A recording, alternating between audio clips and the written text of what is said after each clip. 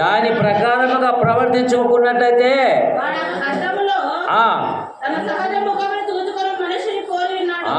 చూసుకోవాలి వాక్యానుసారంగా మనం ఎలా ఉన్నాం, ఆ రాజ్యానికి పోవడానికి అర్హత ఉందా లేదా ఒకసారి ఆలోచించాలి. ఎవరిపైన జీవగ్రంథంలో వ్రాయబడినట్టు కనబడేలా వాడు మండుచున్న అగ్నిగుండానికి కదా. ప్రకటన గ్రంథంలోని మాటలు 27వ అధ్యాయము 15వ వచనంలో కూడా కనబడుతుంది. వాక్యం మన ట్రాక్లో కనబడదు, మనం కరెక్ట్ ఉన్నామా లేదా మన వాక్యం అర్థంలో చూసుకోవాలి పిల్లరా. అందు గురించి గొర్రె పిల్లలుగా యేసు రక్తంలో కడగబడాలా, వాక్యానుసారంగా బతకాలా. ఉదిరాబాదులుగా అద్రాబాదులుగా ఉండరాదు. వాక్యానుసారమైన బతుకులు బతితే ఆయనకి ఇష్టంగా బతితే ఆ రాజ్యం ఇస్తాడు. ఊకే పరలోక రాజ్యం కొరకు బతకాలంటే ఊకే కాదు. ఒక చెత్త పోస్ట్ ఉద్యోగం రావాలంటే కలెక్టర్ రూములు వేసుకొని గుడివాడ, గుంటూరు, నెల్లూరు, హైదరాబాద్లో చదువుతారు. ఈ కూటి కొరకు కోటి విద్యలంట. పరలోక రాజ్యం పోవడానికి ఊకే ఇస్తాడా? పరలోక రాజ్యం ఎత్తికి పడిందా? పరలోక రాజ్యం మీకు రావాలంటే చాలా కష్టమండి. యేసుప్రభువు వారు భూమి మీద విధానంలో రోదన, మహారోదన, కన్నీళ్ళు, యజ్ఞము, తండ్రికి ఇష్టంగా బతికి ఆయన లోకంలో ఆయనకి ఇష్టంగా బతకలేదు, తండ్రికి ఇష్టంగా బతికాడు. రోదన, మహారోదన, కన్నీళ్ళు, తండ్రికి ఇష్టంగా బతికాడు. అలాంటి బతికి తండ్రికి ఇష్టంగా బతికినందుకే ఆ రాజ్యం తండ్రి గురు పాఠశాలను కూర్చున్నాడు. నీవు ఇష్టానుసారంగా బతికితే నీకు ఇస్తాడా పరలోక రాజ్యము? ఊకే ఇస్తాడా? ఒక చిన్న పోస్ట్ కొరకే teacher post, collector, attender post, అబ్బాయా జాబ్ వచ్చాను అంటే నా రూట్ వేరు. ఉద్యోగాలు వచ్చినా ఒక రూట్ కదా. ఒకరు 70-80 కేజీలు పొగురు మీద మాట్లాడతారు. జాబ్ వచ్చిన తర్వాత లెక్కలేదు, దేవుని సేవ కూడా లెక్కలేదు, దేవుని భయం కూడా ఉంటుంది కొంతమందికి. అంటే ఇక ఒకప్పుడు లైట్కి చదివింటారు, ఇంక కూడా వచ్చినా ఇంక కళ్ళు వస్తాయి. మనిషికి 5 పొగురు, ఉన్న పొగురు, తల పొగురు, దిమ్మ పొగురు. ఆ ఉద్యోగం అయితే ఆ తల పొగురుగా మార్చేస్తారు. వాళ్ళకంటే పేదలే మీరు. దేవుని కొరకు త్యాగాలు చేసేవాళ్ళు కొందరు లేకపోతే ఎందుకురా. మనిషికి ఆటోమేటిక్ జ్యోతిషాస్త్రాలు ఉండే మనిషికి 5 పొగురు ఉంటాయని వాక్యం చెప్పేవాడైనా ఆటోమేటిక్గా మామూలు తల పొగురు ఉంటుంది. చిన్న పొగురు, దళ పొగురు, ధన పొగురు. ఈ పొగురు పోవాలంటే వాక్యం నీలో ఉండాలా. దేవుని వాక్యం సంపాదించుకుంటే ఆటోమేటిక్ బయటకు పోతాయి. సామెతల గ్రంథం 16:5-6 చూస్తే యెహోవా యందు భయభక్తులు కలిగి ఉండడం వలన మనుషులు చెడుతలను విసర్జించేదారు. చెడ్డ తలపులు, చెడ్డ కోరికలు అన్ని రూపమాపుతుంది వాక్యాన్ని గురించి శక్తి. అందుగురించే ఆ రాజ్యానికి పోవాలంటే ఒక మంచి స్టెఫెన్ వల్ల బతకాల. అందుగురించి చెప్పున్నారా, గొర్రెపిల్ల యొక్క జీవ గ్రంథమందు వ్రాయబడిన వారిలే దానిలో ప్రవేశిస్తారు. నిషిద్ధమైనదైనను, అబద్ధమైనదైనను, అసహ్యమైనదైనను అబద్ధమని జరిగించేవాడు దానిలోకి రాని అంటాడు కదా. ఒక కుదిరే కాలు బయట నుంచి లోపలికి రావాలంటే కాలు చేతులు కడుక్కొని రండి అంటావు. ఊరికే రాణిస్తారా? ఎవరైనా ఇంటికి పోతే చేతులు కాలు కడుక్కొని రా అంటారు. నీవు ఏం చేసావని పరలోక రాజ్యం ఇస్తారు. దేవుని కొరకు బతకాలా, దేవుని రాజ్యం కొరకు బతకాలా, దేవుని ఇంటి కొరకు బతకాలంటే అబ్రహాము వలె బతకాలా. చూడండి ప్రకటన గ్రంథం 20వ అధ్యాయము 15వ వచనం చూస్తే ఎవని పేరు చూడండి. 20వ అధ్యాయం 15వ వచనం ముగించుకుందాం. అదే ఎవని పేరైనను జీవగ్రంథమందు వ్రాయబడినట్టు కనబడేలా వాడు అగ్నిగుండములో పడవేను. వాడు ఎవరైనా సరే, ఎవరంటే అదే 21వ అధ్యాయం 8వ వచనంలో కనబడుతుంది. 21వ అధ్యాయం 8వ వచనం చదవండి అయ్యా. 21వ అధ్యాయం 8వ వచనం అదే పేపర్ 21:8. అవిశ్వాసులను, అసహ్యులను, నరహంతకులను, అభిచారులను, అబద్ధికులను అగ్నిగుండములో మండుగుండు. 2వ మరణం చచ్చిపోయే శరీరం మట్టికి పోతుంది, ఆత్మ వేరైపోయి లెక్క అడుగుతాడు. 70 కోళ్ళు తిన్నావు, 70 ఎన్ని చికెన్లు, ఎన్ని పకోళ్ళు, ఎన్ని మటన్, చికెన్, బిర్యానీ తింటాము. అన్ని కక్కిస్తాడు. భూమి మీద బతుకుతున్నాము. దేవునికి ఇవ్వాల్సిన దినాన్ని దేహానికి సమర్పించి వాక్యాసానికి బతకాలి. ఇది 90 కీర్తన 10 వచనంలో ఆవిష్కారం 60 లేక 70. ఈ 60 ఎంత తింటున్నాము, ఎంతవరకు పని చేస్తాము, ఎంత సంపాదించుకుంటాము, ఎంత దేవుని ఆరాధిస్తాము, ఎంత ప్రకటిస్తున్నాము. ఒక ఆయన సువార్త ప్రకటించుకోవాల్సి దిగబాగా చూస్తున్నాడు. ఇవైతే ఏం చెప్తావు? దేవుని మాట పిచ్చోడు అంటాను. పిచ్చి పట్టేదానికి అంటారు యేసు ప్రభువుని చెప్తే. ప్రకృతి సంబంధం దేవుని మాటలు ఒప్పుకోరు. తిండికి ముక్కలు తాగని చుక్క తిరిగే బైక్ ఉండేస్తారు. ఈ సమాజము కలికాలంలో భయంకర దినాల్లో ఉన్నాము. ఈ మనిషిని చెప్తే కూడా చెప్పేవాడు ఉండే కూడా చెడిపోతాడు, చెప్పేవాడు ఉండి కూడా చెడిపోతే దూరకరమైన దౌర్భాగ్యమైన జీవితం. చెప్పేవాడు ఉండి కూడా సరి చేసుకునేవాడు ధన్యుడే.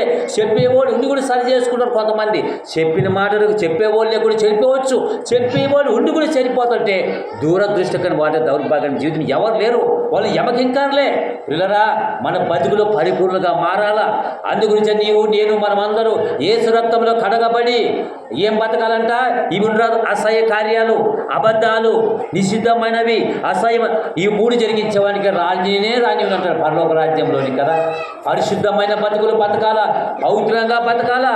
ఒక ఆమె పవర్ఫుల్గా అనేటువంటి ఒక ఉంది.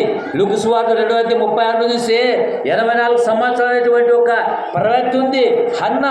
బలంగా నమ్మింది. మనం 60-70 బోకాలు గజ వణికిపోతాం. 84 సంవత్సరాలైనటువంటి హన్న దేవాలయం కూడా దేవుని ఉపవాసం రేయింపబడి దేవుని చేసిన వ్యక్తి హన్నమ్మ. హన్న వల్ల మనం దేవుని సేవ చేయాలి ప్రియులా కదా. హన్న మంచి ప్రవక్తి. అలాగా బతుకులు బతికితే ఆ రాజ్యం అనుకుంటుంది ప్రియుల. ఒక ఆకుల ప్రిస్కిల్ అవ్వాలి, ఒక హన్న అవ్వాలి, ఒక యేసు వల్ల బతకాల. అప్పుడు మనకిస్తాడు. అందుగురించే మలకి గ్రంథం 4-3 అధ్యాయం చూడండి ప్రియులారా. అక్కడ మాల గ్రంథం 3 అధ్యాయము మరి 16 వచనం చూస్తే, అప్పుడు యెహోవా యందు భయభక్తులు గలవారు ఒకరితో ఒకరు మాట్లాడుచుండగా యెహోవా చెవియొగ్గి ఆలకించెను. మరి యెహోవా యందు భయభక్తులు గలవారి ఆయన నామను స్మరించు వారికి జ్ఞాపకార్థముగా ఒక గ్రంథము నీ జాతకం మనందరి కాడాతుందంట. అదే కీర్తన గ్రంథం 33:19 చూస్తే, యెహోవా ఆకాశంలో చూచుచున్నవాడైనా యెహోవా దేవుడు. దేవునికి స్తోత్రం. హల్లెలూయా. ప్రియులారా, ఈ సమయంలో నీ పేరు నా పేరు జీవగ్రంథంలో పేరు పడాలంటే మనము ఆత్మబాధలతో పాటు సత్క్రియలు కలిగి జీవించాలి. 1 యోహాను 3:18 చూస్తే, మాట చేత కాక క్రియతో సత్యంతో ప్రేమించాలి కదా. అందుబట్టే ఈ భూమి మీద మనం 60-70 సంవత్సరాలు బతుకుతున్నామా ఎవరికి తెలియదు. ఒక వాచ్కి సెల్లుకి గ్యారెంటీ, మనిషికి గ్యారెంటీ లేదు. అందుగురించి ఒకనొక పట్టణానికి వెళ్ళి వ్యాపారం చేసి డబ్బు సంపాదించడం చెప్పుకొచ్చిన వాళ్ళారా, రేపేమి సంభవించడం మీకు తెలియదు. మీ జీవం ఏ పాటిది, మీరు కొంతసేపు కనబడి అందులో మాయమయ్యి అవిని వంటి వారని యాకోబు భక్తుల ద్వారా మరి రాపించాడు. ఈ సమయం ఎంతకాలం ఈ బతుకులు కదా. అందుగురించే యాకోబు రాసిన పత్రికలు కదా మరి చెప్పాడు. అందుగురించే నేను రేపైనా ఒకనొక పట్టణానికి వెళ్ళి వ్యాపారం చేసి డబ్బు సంపాదించుకుని చెప్పుకొచ్చిన వాళ్ళారా 4వ అధ్యాయము మరి 11వ వచనంలో కనబడుతుంది. 4:13-14 కదా. మీ జీవం ఏ పాటిది కదా. ఇప్పుడు ఒక ఆయన వీడియో చూస్తే 3 డబ్బు సంపాదించారు ఇద్దరు. ఆయన డబ్బు సచ్చినప్పుడు మోసుకొని వేసినాయి. ఇట్లయితే చదువుతా పరలోక రాజ్యం కోవాలంట. బతికినంత అబద్ధాలు, అన్యాయాలు, మోసాలు, అక్రమాలు ఇవన్నీ రూపుమాపాలి. దేవుని కంటే డబ్బును ఎక్కువ ప్రేమిస్తారా, దేవుని ఎక్కువ ప్రేమిస్తారు జనాంగం? నువ్వు సంపాదించుకో దేవుని దేవుని కంటే. అందు గురించే దేవునికి హైలైట్ ఏది చేయరాదు. బైబిల్ అదే అధ్యాయంలో ఉంది. 4వ అధ్యాయము 4వ వచనంలో రాపించాడు అదే మాట యాకోబు భక్తుల ద్వారా. ఇక్కడ మీకు తెలియదు మీ జీవం ఏ పాటిది. వ్యాపారం చేసి డబ్బు రేపు ఏమో సంబంధం మీకు తెలియదు కాబట్టి మీరు మారు మనసు పొంది పాపక్షమాలు ఆత్మఫలాలుగా సత్య ప్రవర్తన కలిగి జీవించాలంట. ఒకళ్ళు దేవుడి కంటే ఎక్కువ ప్రేమిస్తే కట్ చేస్తానంటాడు కదా. చూడండి ముగించుకుందాం. యాకోబు 4:4 చూస్తే, ఈ లోక స్నేహము దేవునికి వైరమని ఎరగరా. ఎవడని దేవునికి శత్రు బద్ధ శత్రు అయిపోతాడు. మీరు అడిగిన మీరు దుర్దేశం పెట్టుకున్నట్టు డబ్బు లబ్ డబ్ గుండు కొట్టుకుంటారు. అలాగ అడగకూడదు. నిషిద్ధమైనది, అసహ్యం, ఈ 3 రూపం ఆపుకొని వాక్యాచారంగా బతకాల ప్రియులారా కదా. దేవుని కంటే కొద్ది ప్రేమిస్తే అది మనకి ఆశీర్వాదం కాదు, అది మంచిది కాదు. అందుగురించే ధనము నమ్ముకున్నవాడు ఖరాబ్ అయిపోతాడు. యేసుక్రీస్తు నమ్ముకున్నవాడు పరలోక రాజ్యం పోతాడు.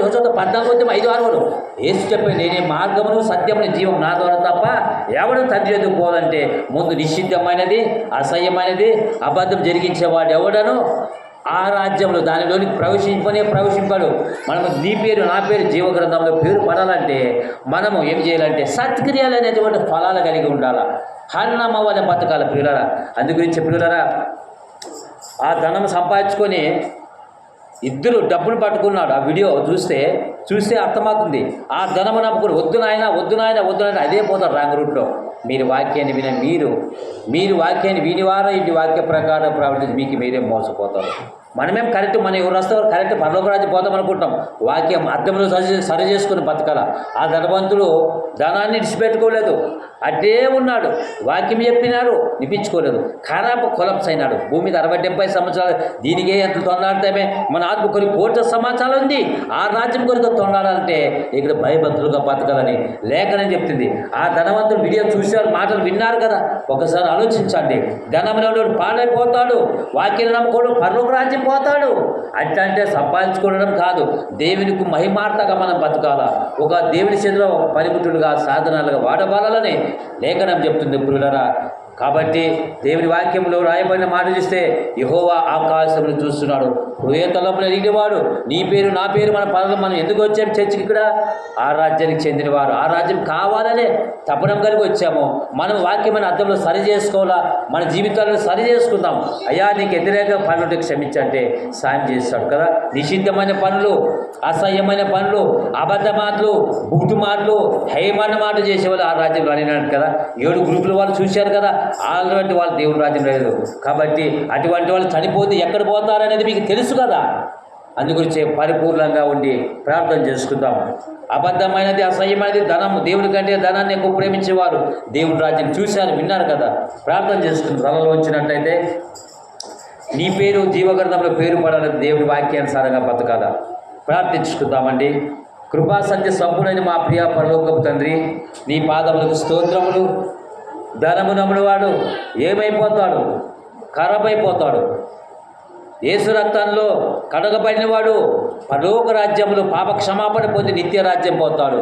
లోకమంతా ధనము నమ్ముకునేవాడే ఖరాబ్ అయిపోతాడయ్యా.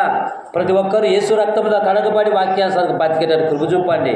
2 ధనవంతుడు ఆ ధనాన్ని నమ్ముకున్న వాళ్ళు ఏమైపోతారని చూశారు, విన్నారు, గ్రహించారు. ప్రతి ఒక్కరు మారు మనసు పొంది పాప క్షమాపణ పొంది సత్క్రియలతో కొనసాగించేటట్టు కృప చూపమని వేడుకుంటూ, నాయనా సురక్షితంగా ఈ అవకాశాన్ని ఇచ్చినందుకై నీకు స్తోత్రాలు. అందరి హృదయాలు నీరు కట్టి ఫలించేటట్టు కృప చూపని ప్రభుని క్రీస్తు పేరట వేడుకుంటున్నాం తండ్రి. ఆమేన్.